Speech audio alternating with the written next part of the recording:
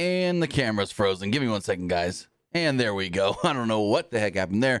It wasn't frozen 10 seconds ago. It's like the thing to go to black screen, then go to intro, and it froze between that. I don't know what happened, but we're good. We're golden. We're here. It's Wednesday, and we're talking AEW Dynamite. I thought it was a pretty good show.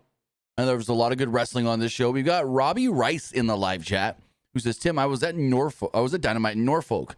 So how was it? Like, was it a good show there live? The crowd seemed pretty hot.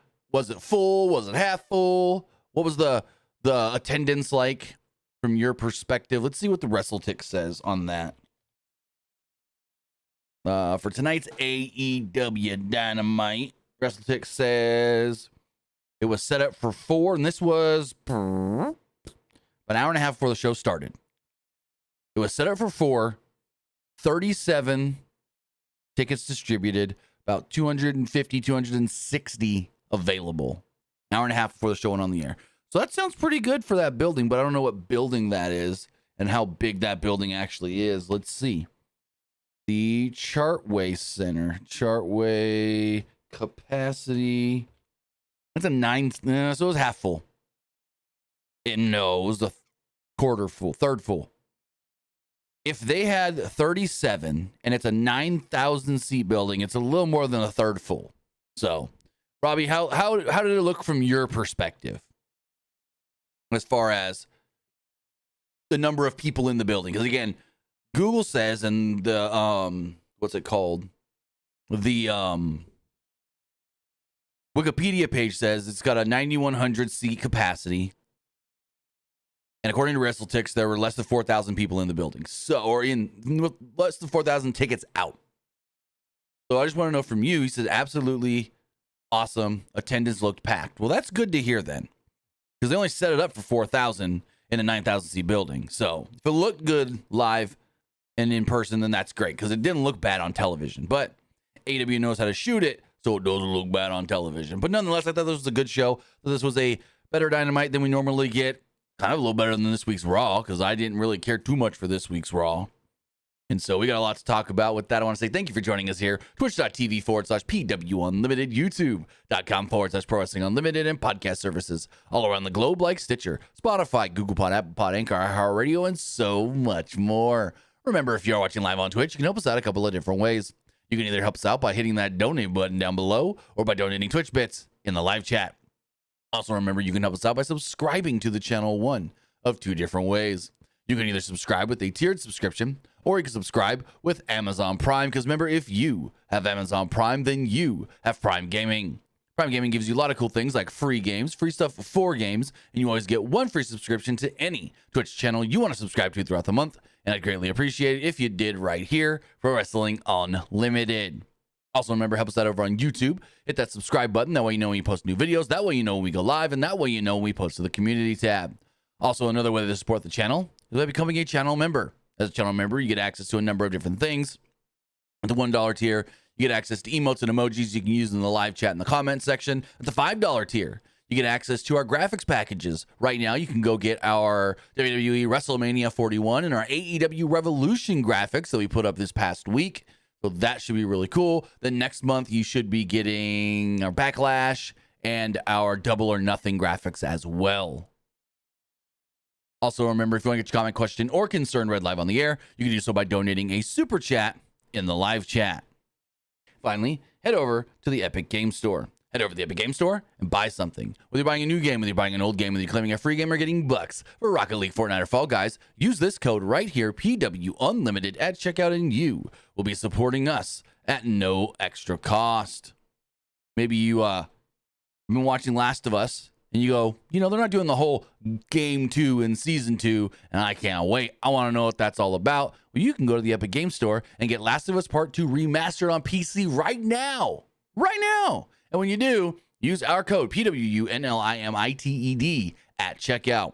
Maybe you're interested in the Thunderbolts. Thunderbolts comes out tomorrow. I know some people got to go see it early. Baby Huey, who we work with as far as the In the Click podcast, doing stuff with them, he went and saw it tonight. I'm going to see it tomorrow. But if you're interested and you love the Thunderbolts, you like my brain just went Yelena Belova. Belova, I can't even say her name all of a sudden, and Bucky Barnes, the Winter Soldier. If you like Yelena Belova and Bucky Barnes, the Winter Soldier, you can get them now in Fortnite. Their skins are available in the cartoon cell shader version, which is the coolest looking skins in Fortnite. Go get them right now. Put the code back on the screen really fast. If it wants to go back on the screen, and there it is, PWU NLIMITED. We also have Ninja Batman and Dark Knight Gotham Fights. What does it say here? Dark Knight Gotham Fights, Ninja Batman, and Karuta Harley Quinn. Also currently available in a Fortnite. Use our code PW Unlimited when getting anything purchased, whether that's on your PlayStation, your Xbox, your phone, your tablet, your Switch, or your PC in Fortnite. My mind went blank thinking Yelena Belova. I said it wrong again. Wow.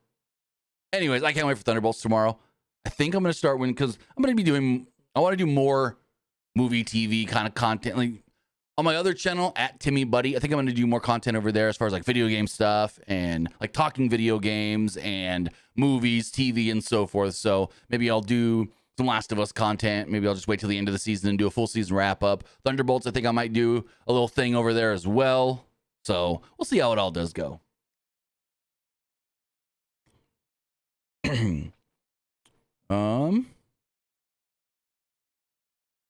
Jordan, the new season starts Friday. So I thought it was Friday, but I wasn't sure. Cool. Star Wars season. Yeah, I'm getting in on that one. I think that's the one to pull me back in. This current season didn't do it for me. I played like 2 games. I'm just like, meh. Like the battle pass didn't entice me or anything. Yeah, it had Sub-Zero and whatnot, but I was like, eh. But Star Wars season, that entices me. Also, my computer's been running really weird, so Fortnite's been running perfect, and so I can't stream it, which is also weird. We're gonna figure this out. We're gonna get back into streaming games again, at least doing some Fortnite stuff, maybe some Jackbox and some Syndicate. We'll figure it all out. But we got Dynamite to talk about tonight. That's what we're here for. AEW Dynamite. The show opens up with our 8-man tag team match as Excalibur comes on the air, welcoming us alongside Taz and Tony Schiavone. This 8-man tag has Kenny Omega, Speedball Mike Bailey, Kevin Knight, and Mark Briscoe on one side.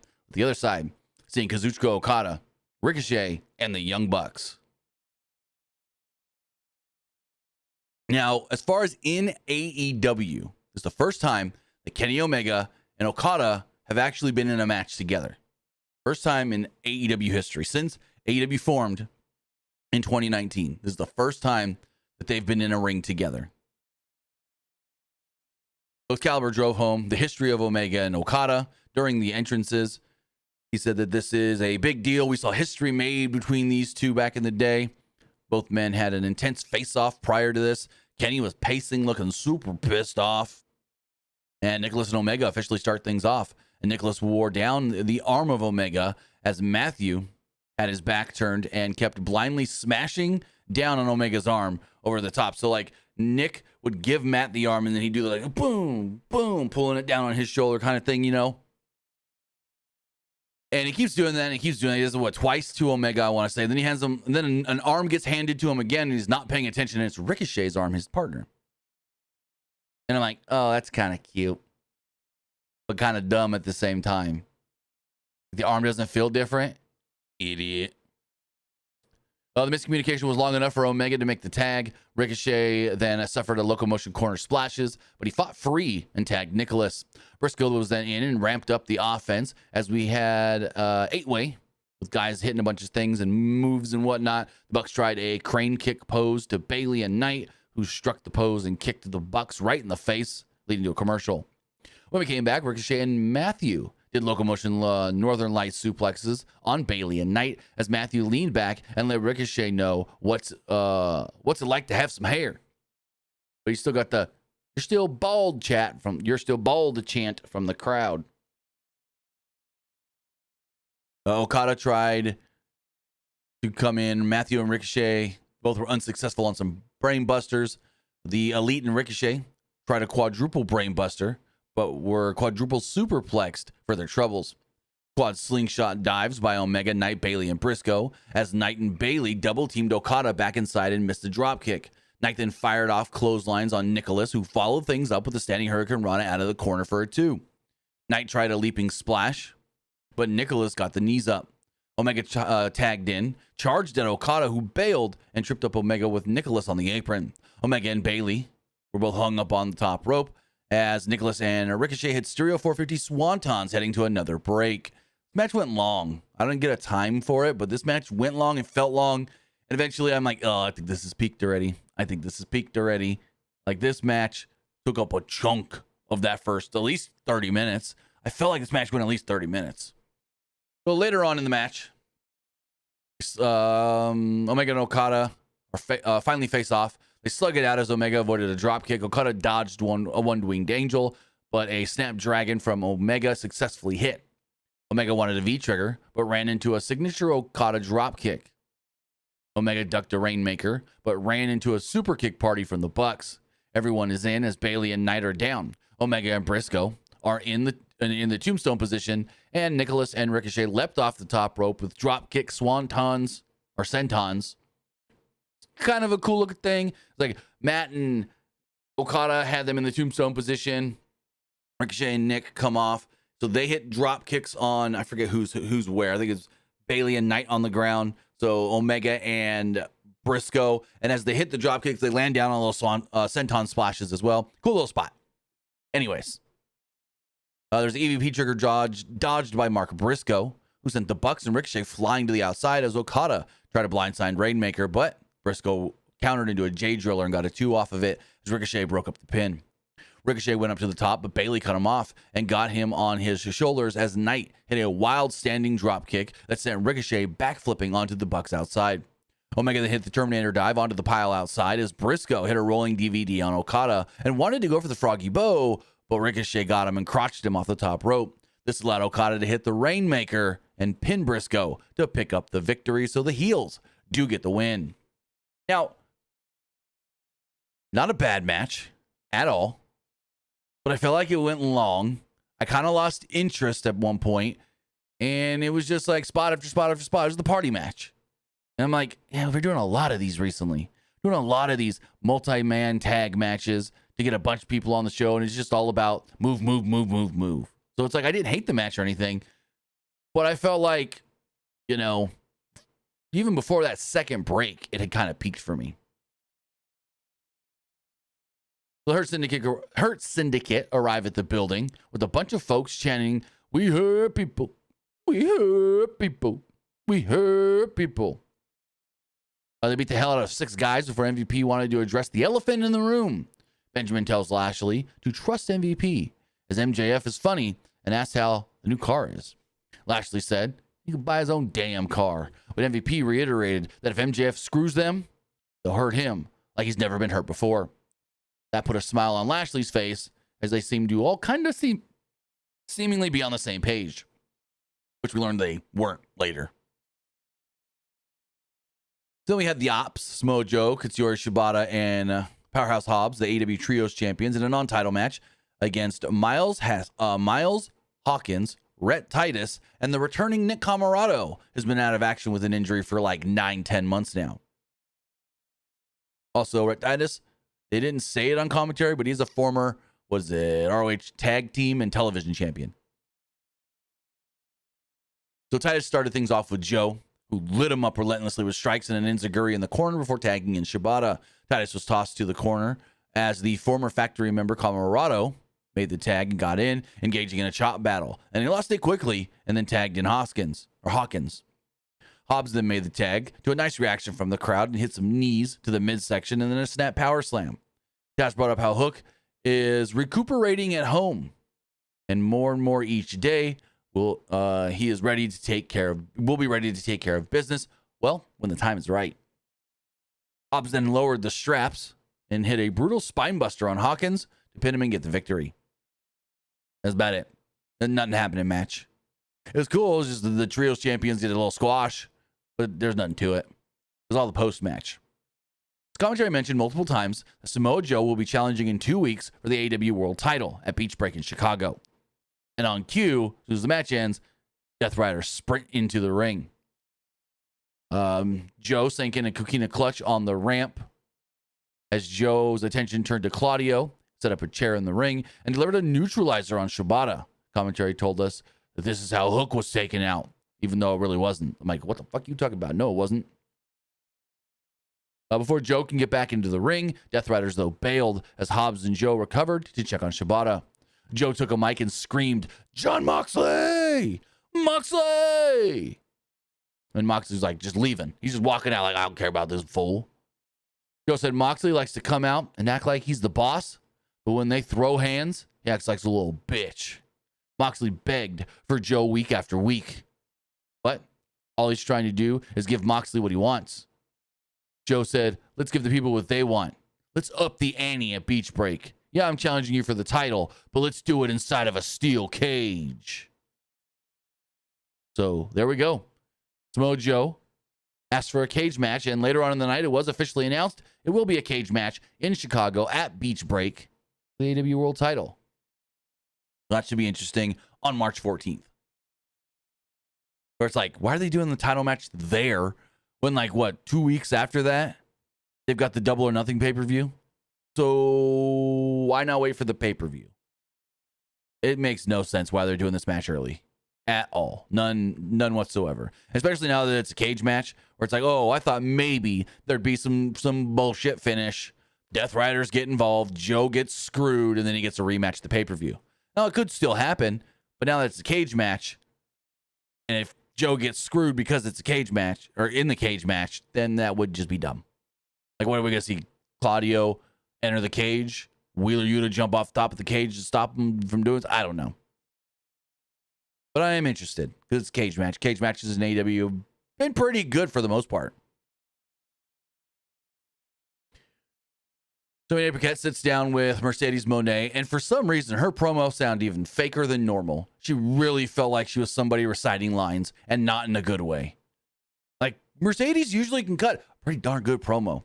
But this one, she just felt like she was trying to be a little too over the top, and you can kind of tell she had lines to recite.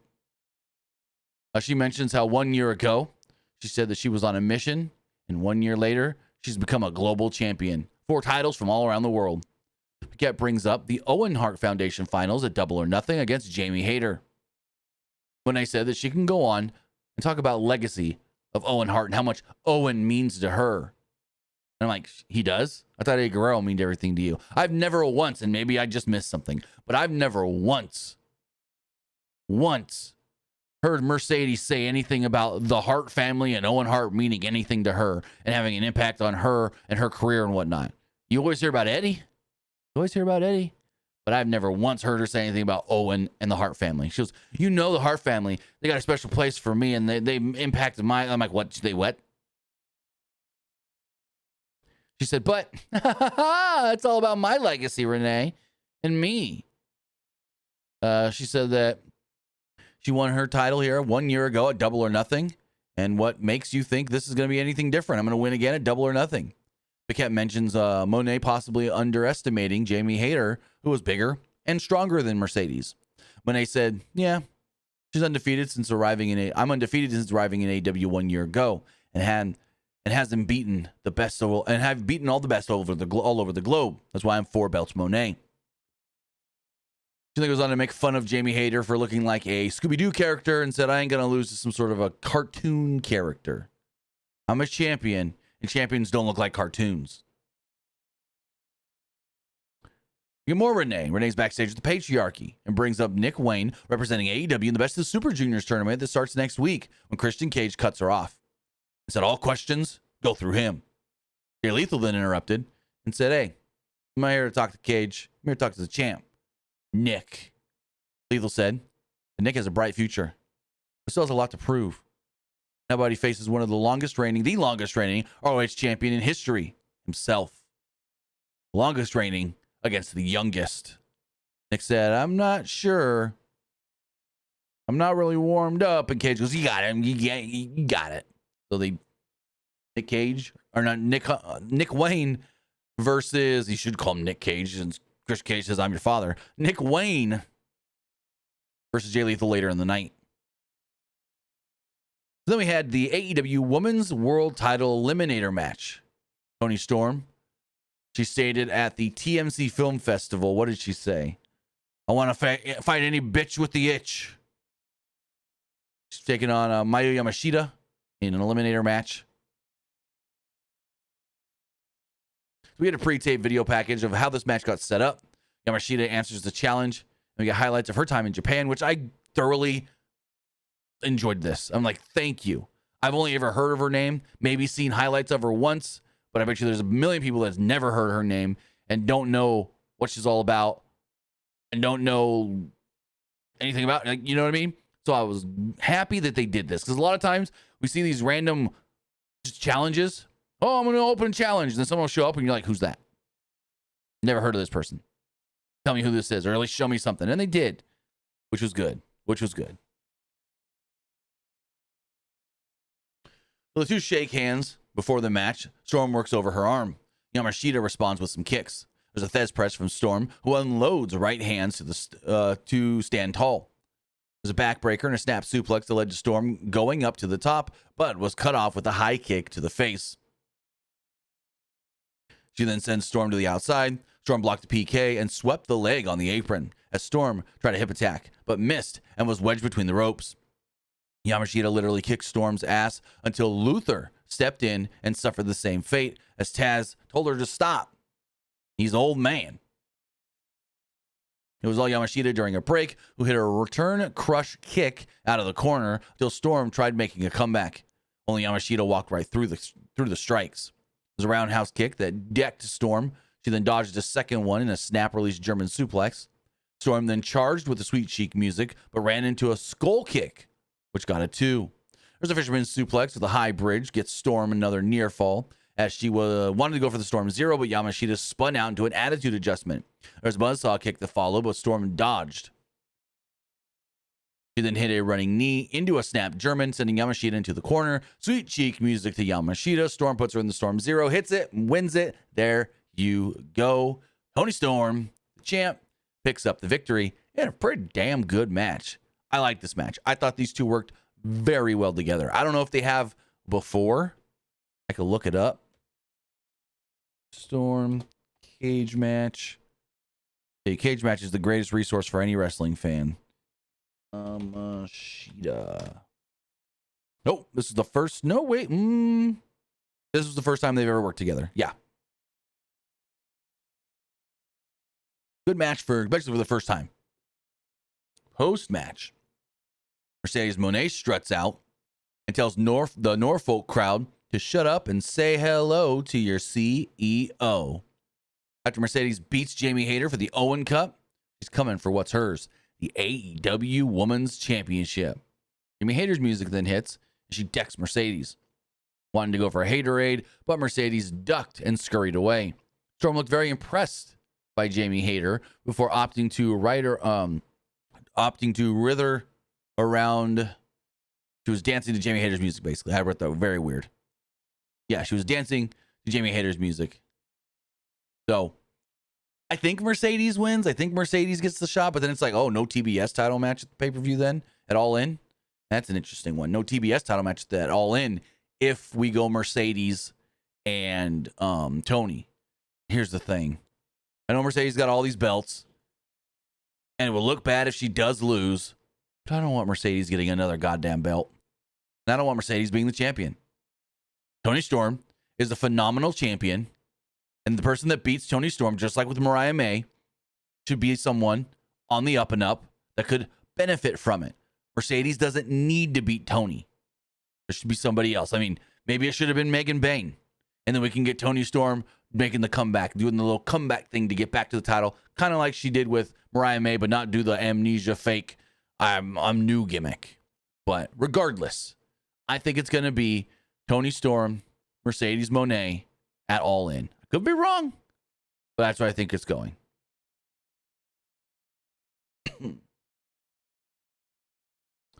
Don Callis' family are backstage and said that it's like making history, which is what Takeshita and Josh Alexander did last week when they put down Will Ospreay and Brody King.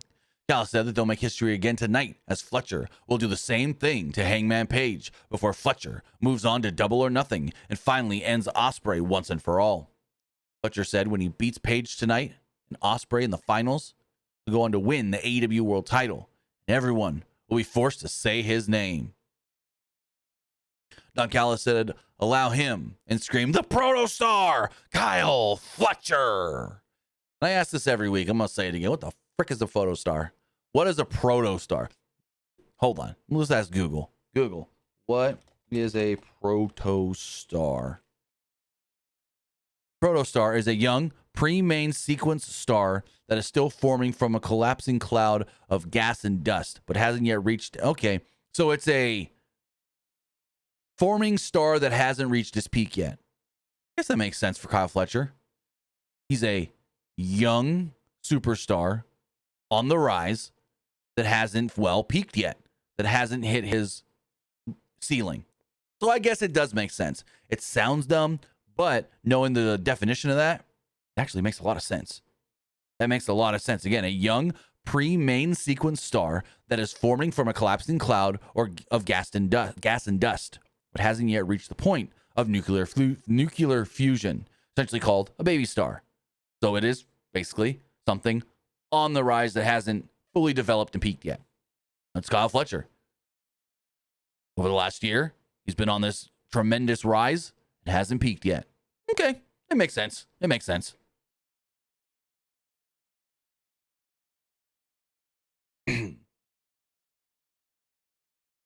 Look at more Hurt Syndicate. They make their way out to the ring. MVP brings up in order to bring in another member of the fold. Taz called him MJF and goes, sorry, MJF, MVP, the three letters. I go, I get you, Taz. I do it too. Called him MVP, MJF. I'm like, yeah, I've called them both the opposite and whatnot and so forth. So I get that one. Wipe my glasses off really fast. Yeah, I can't read that screen without my glasses. Like, kind of. Says, yeah, no. There we go. Says, if we add another member, it's got to be unanimous. All three thumbs up. So we're going to try this one more time. Then they invite MJF to come down to the ring. Similar to last week, MJF puts over Benjamin and MVP before getting at Bob and gets the Bob chant going. He asked him, good car ride in. MVP immediately wants to just go to the vote. MVP and Benjamin, quick thumbs up. Then Lashley does the dumb thing. I hate this when he's like, I don't know. Maybe, I don't know. Thumbs down. Lashley gives him the thumbs down eventually. Toys with him. MVP said he's sick of Bob's bullshit and asked what he wants. MVP has given him women, cars, helped him retain his titles. What else do you want? Some Rogaine for your head? Called him a big, bald son of a bitch. Lashley grabbed him and said, we hurt people. We can hurt you. You want to prove yourself? Hurt somebody. MJF looked terrified in the corner as Bobby Lashley's got him kind of by the throat, holding him there. Hurt Syndicate then walk off before glaring back and then going in through the entrance ramp. So Bobby's not fully a no. He's a no right now, but he's like, hey, I see something in you. Prove it to me. Is what he's basically doing. So he's like, you go hurt somebody and then we'll talk. Because if you want to be honest, who's he hurt? What's MVP done recently? Nothing. Or MJF, sorry, I did it again. What's MJF done recently? Nothing. What makes sense? Why he would say, hey, prove yourself to us. You haven't done that yet. Yeah, he's a former world champion, won a bunch of matches and this, that, and so forth, but he didn't do any of that on his own. He hasn't done any of that recent. So he's got to prove himself. That means they're stretching this out more. I don't like this storyline.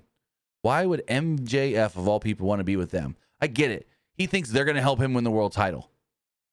No! I don't see that at all.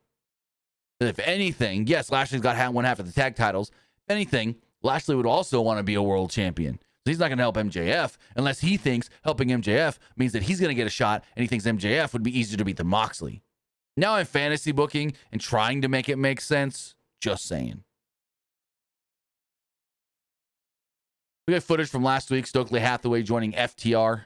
Hathaway said in 2024, I told you I was looking for a tag team and I found one. Hathaway said, people, have asked what a team like FTR would have to do with him.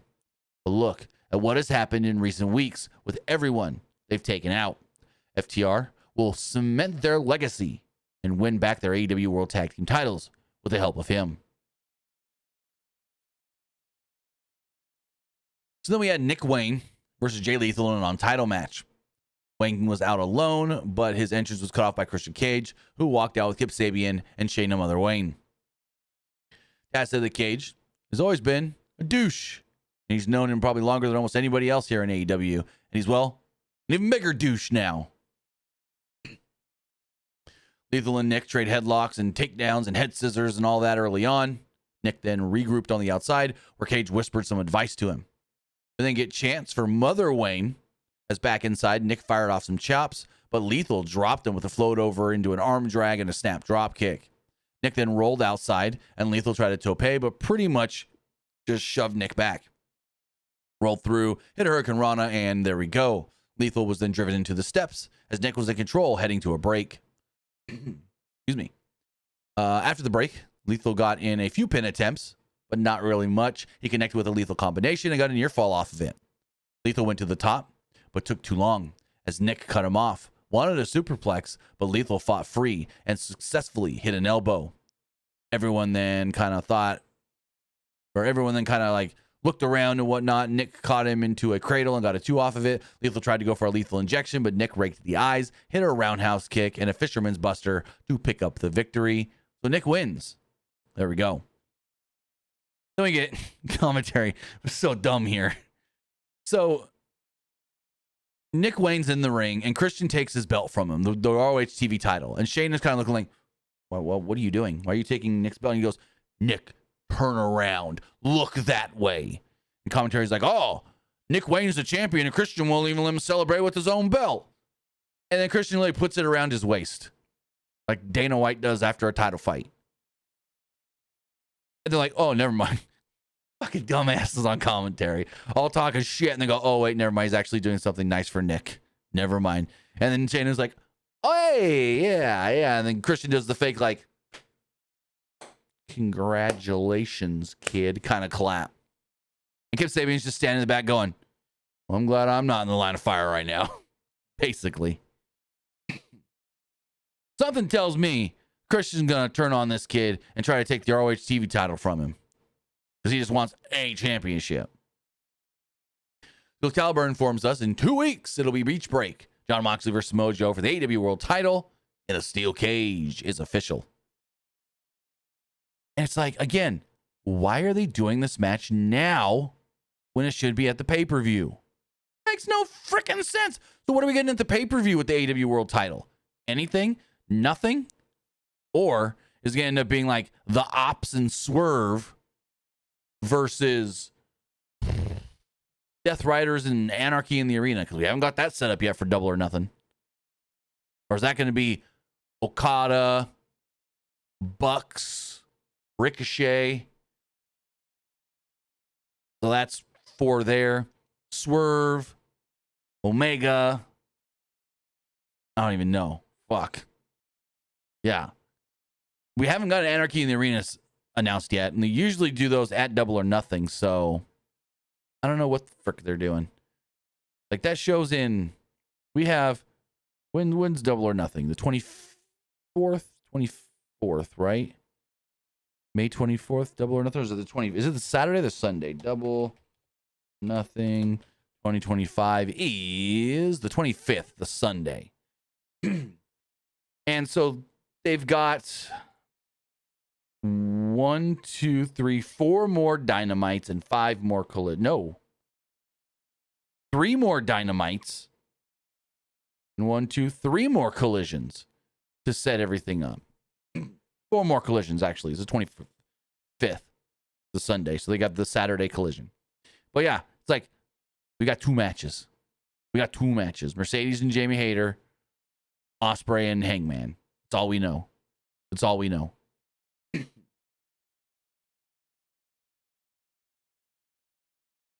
Trey says, I would have said Blood and Guts. Blood and Guts is usually its own separate Dynamite.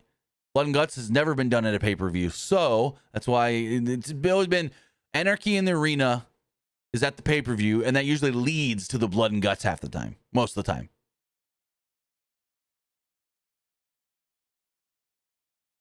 Banning this guy out of the chat real fast. There we go. Okay, so let me get the poll going on Twitch before we talk to a main event. What did you think Dynamite liked it, was all right, didn't didn't like it. Excuse me. All right, the poll is live on Twitch. As you get into our main event, is the semifinals of the Owen Hart Cup tournament. The winner faces Will Ospreay in the finals of Double or Nothings. Hangman Adam Page versus Kyle Fletcher. This match is really good. I don't know what the frick happened to Kyle Fletcher's back, but at one point he was just cut on his back and bleeding crazy. Not crazy, but like weird, very weird. Commentary was like, we don't know where that came from. So moving forward, remember, guys, if you want to get your comment, question, or concern read live on the air, you can donate a bit donation on Twitch or a super chat over on YouTube. Also, remember, I am on Cameo, cameo.com/TimmyBuddy. If you want to get a cameo from me, whether it's me wishing you or somebody else a happy birthday, maybe you got something you need announced, maybe you need an intro made for a podcast or some sort of video, you need someone to record audio for you, you need me saying something for your eFed or your wrestling company, you want me to announce matches, I can do it for as low as $10. Cameos for no more than $10. Go over there, request something, let me know what you need and want. Again, that's cameo.com/TimmyBuddy.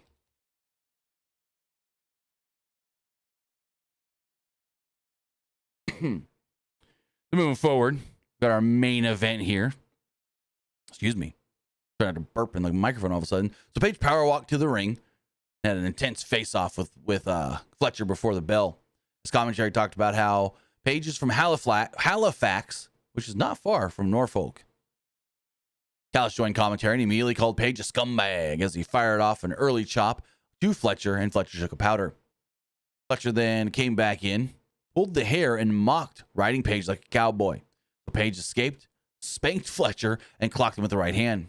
Paige quickly wanted to go for a buckshot, but Fletcher got out of the way and went to the outside instead.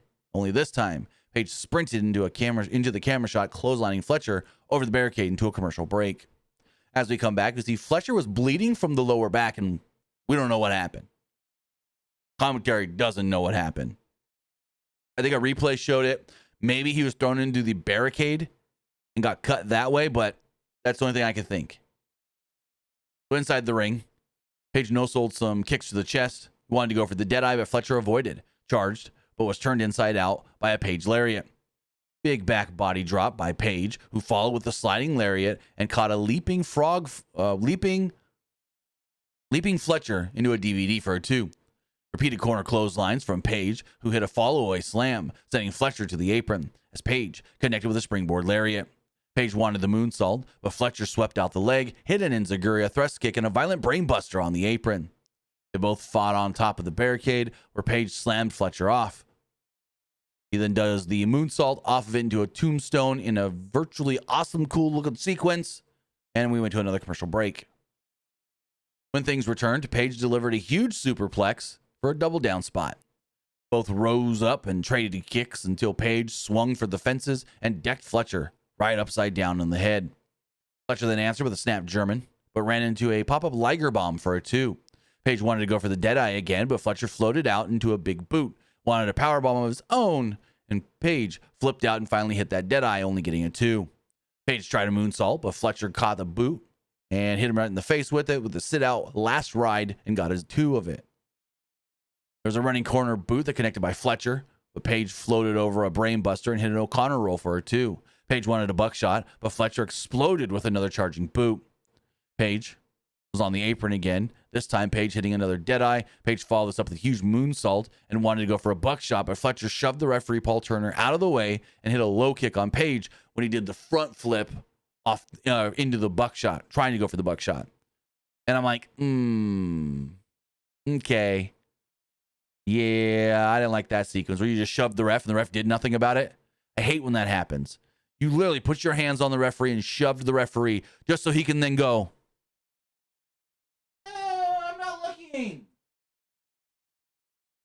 for you to do your low blow. Like, why is the ref not going to do anything? The ref didn't scold him, didn't yell at him, don't put your hands on me. Nothing. Paul Turner was just like, turned around and went like this. Walked to the other side of the ring, heard Hangman hit the mat, and that was his cue to turn back around and just be like, what happened? Anyways, it really didn't matter. This Page was kicked low, got a brain buster, but he kicks out. Huge pop from the crowd when he kicked out here. Callis is losing his mind on commentary as Fletcher again hit a charging corner boot, hitting Page in the corner. Fletcher then wanted to go to the top for a brain buster, but Page clotheslined his way out of it, hit a buckshot into the corner, proper buckshot in the middle of the ring, and took out Fletcher, pinning him to pick up the victory. So with that, Hangman Page will challenge Will Ospreay fight Will Ospreay in the finals of the Owen Hart Foundation tournament. Winner goes on to All In to challenge for the world title. Well, interesting enough, it's like I could see it being either guy.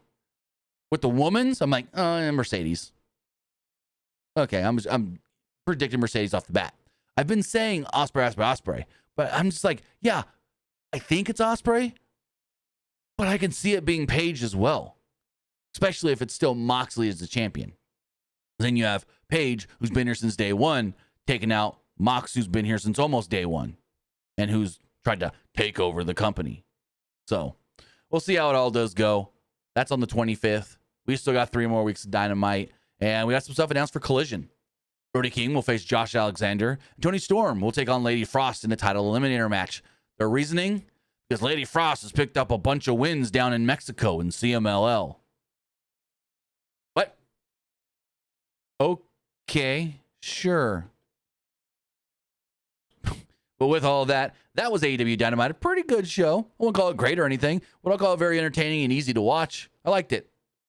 And I don't say that too often about AEW stuff. But with that, you know what I thought of the show. Now it's time to hear what you guys thought of tonight's Dynamite. With that, let's refresh these polls. Let's go here. Also, Charlotte Flair is at the Lakers-Wolves game tonight, and Arash Murkazi, the reporter, got a video of her talking to Shane McMahon, of all people. Interesting. As far as the polls go, as far as the threads poll, 46% thought the show was just all right, 38% liked it, and 15% didn't. Looking at the Twitter X poll, 44% didn't like the show, 32% did like the show, and 24% thought it was just all right. Looking at the YouTube community poll, 65% liked the show, 20% didn't like the show, and 15% thought it was just all right. As far as the live poll does go, 75% liked the show, 15% thought it was just all right, and 10% didn't like it. As far as and there's changing, give it a couple seconds. As far as Twitch does go, 67% liked the show, 33% thought it was just all right. With that, guys, that is going to wrap everything up. I want to say thank you for joining us here. Twitch.tv/PWU Unlimited, YouTube.com/Pro Wrestling Unlimited, and podcast services all around the globe like Stitcher, Spotify, Google Pod, Apple Pod, Anchor, iHeartRadio, and so much more. With that, I will be back here live on Friday for Friday Night SmackDown. Might be doing a stream over there, twitch.tv/TimmyBuddy, youtube.com/TimmyBuddy, talking about the Thunderbolts. I'm going to go see that tomorrow at 4 p.m. Central. So maybe we do some stuff talking about that. Maybe I do it here. Maybe I do it there. We'll figure it all out. But with that, have a great night, guys, and I'll see you next time. Have a good one.